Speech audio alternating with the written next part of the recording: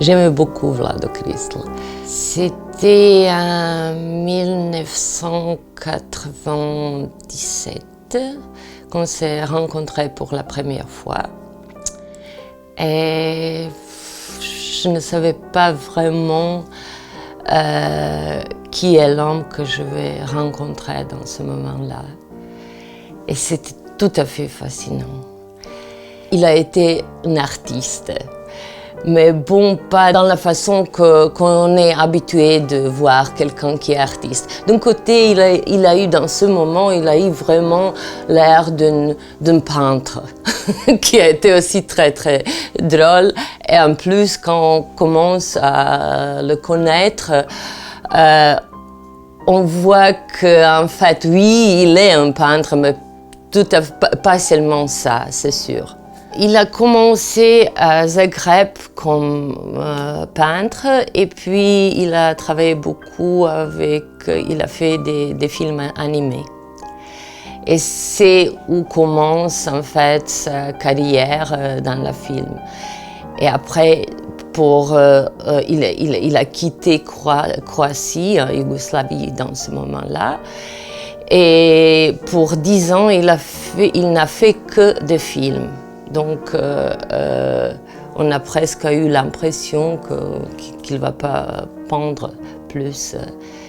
Mais après, il a repris et dans cette période, il a fait les deux, les films et la peinture. Mais il a toujours insisté sur l'idée que ce sont deux choses différentes. Vlado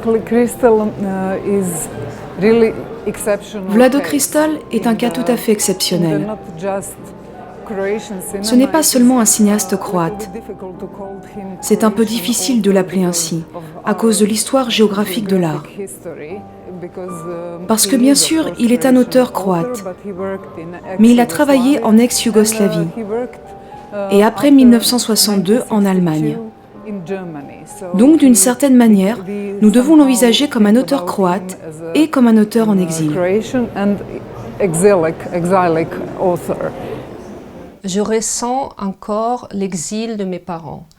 Je suis née avec ce départ, avec cette émigration. Je sais que lui, quand il a quitté la Croatie, c'était pour toujours.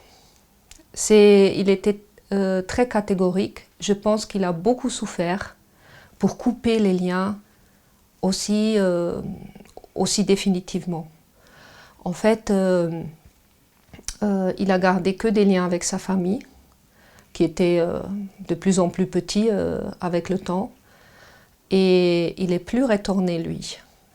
Et il n'a même pas voulu qu'on apprenne la langue croate. Il était profondément déçu et je pense profondément blessé par tout ce qui s'est passé là-bas.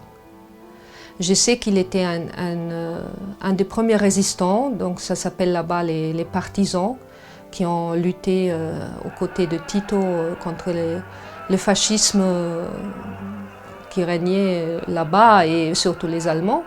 Il était très engagé. Après, ces mêmes personnes avec qui il a lutté, ils sont devenus des hauts fonctionnaires du communisme et mon père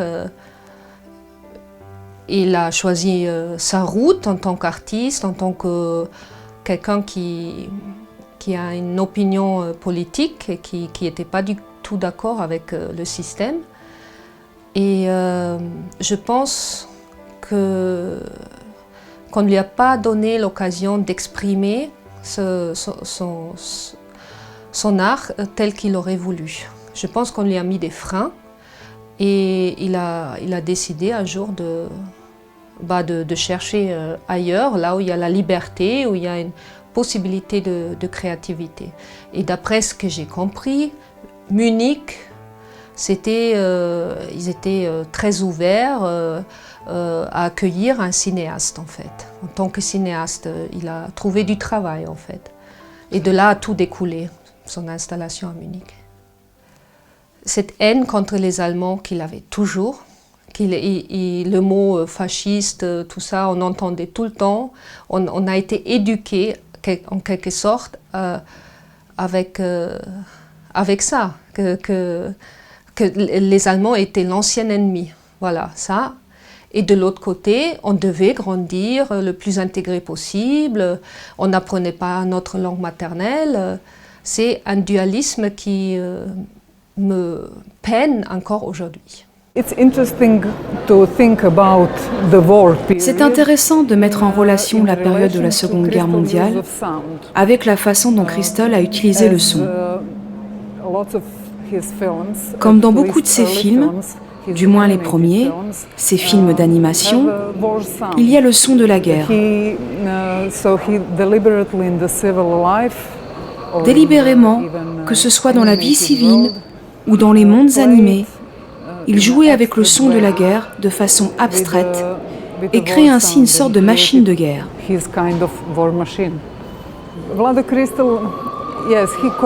Vlado Crystal appelle ses films des non-films.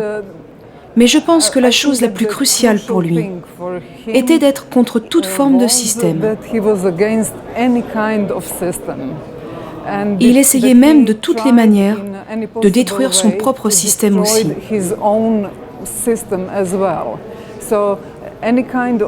Donc, dans n'importe quelle forme d'art dans laquelle il s'exprimait, dans laquelle il participait, même au sein du même film, comme on l'a vu, il prenait le contre-pied en permanence et il montrait l'aspect métafilmique, ce qu'il y avait autour du tournage lui-même. C'est un pur artiste qu'il est difficile d'envisager dans une seule perspective, car nous n'avons jamais eu l'occasion d'observer toutes les différentes formes de son travail ensemble. Vlado Crystal a été toujours à la recherche de la liberté, c'est sûr, c'est clair. Et c'est aussi c'est l'histoire de sa vie. Parce qu'il a perdu tellement de choses à cause de sa liberté. Il a fait 1 million de fois d'avoir une chance d'une grande expo, je sais pas, d'un grand achat de quelqu'un. Mais au moment quand ça doit se réaliser, je pense, lui-même, il a trouvé quelque chose qui va, en fait, détruire cette possibilité. C'est en fait pour garder cette idée de la liberté. Vlado a dit que cette période des années 50 et le début des années 60, quand il a fait des tableaux abstraits, c'était aussi un combat pour la liberté.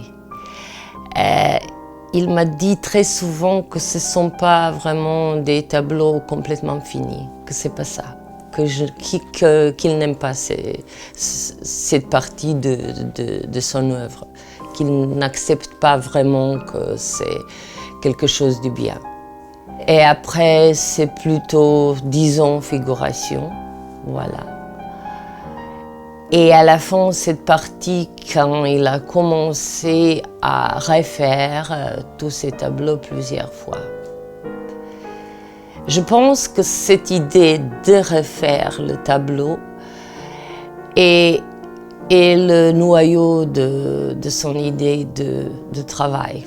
Parce que c'est ça qui est en fait sa peinture elle-même. Pourquoi pas le repeindre? Il n'a pas voulu avoir un masterpiece ou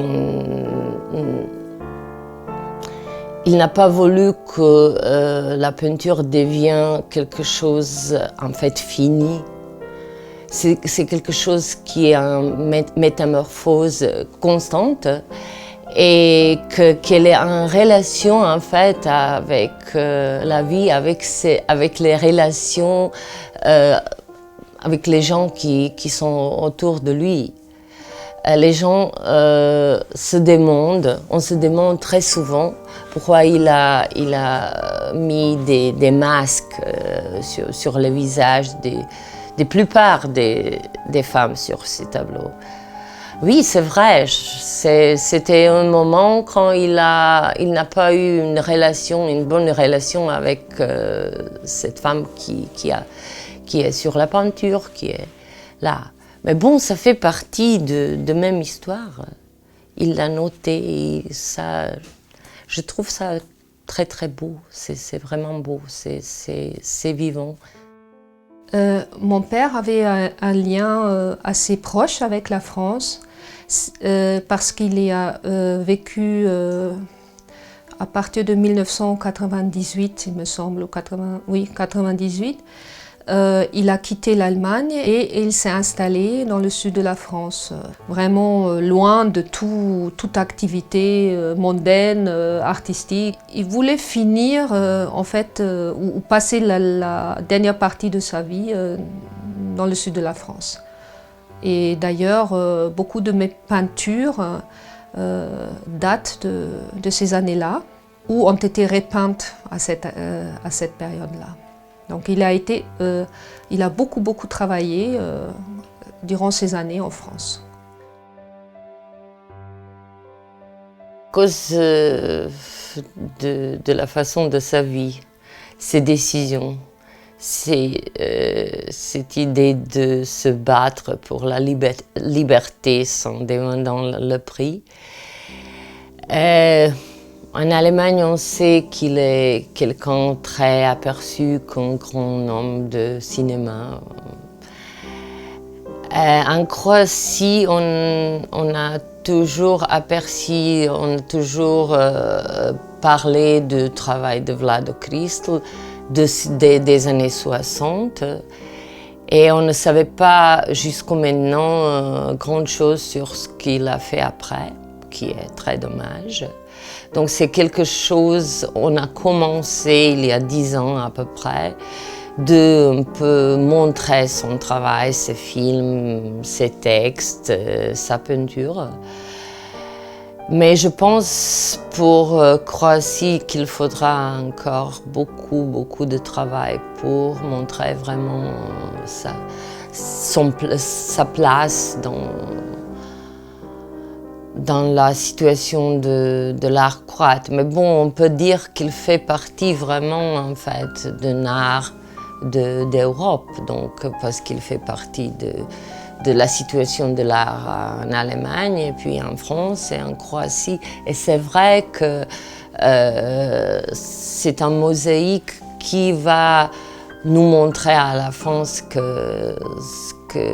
qu'il a fait, quelle est l'importance de son œuvre. Et je pense qu'on va le retrouver, après une recherche, que va se montrer comme quelque chose qui est très important pour le temps qui va venir.